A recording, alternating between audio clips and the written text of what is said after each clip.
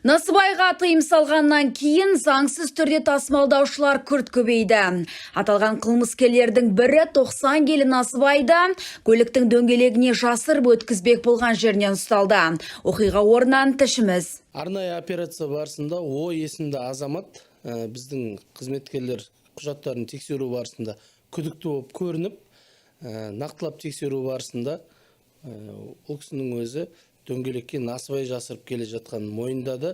Бірақ енді фактілерді тіркеуіміз керек қой, айғақтарды шығару, алып шығу барысында біз жаңағы балалар дөңгелекті сол жерде аша алмады, пышақпен кесіп көрді, қоларамен кесіп көрді, болмады. Одан кейін жаңағы спецтехника дейміз, бензопила, электропилалармен кесіп көрдік. Енді Йокохама дөңгелектерін өздеріңіз білесіздер, ешқандай икемге келмеді. Бірақ енді жаңа аталған күдіктінің өзінің сөзімен мойындауының арқасында қамауға алуымыз мүмкін болып тұр қазір.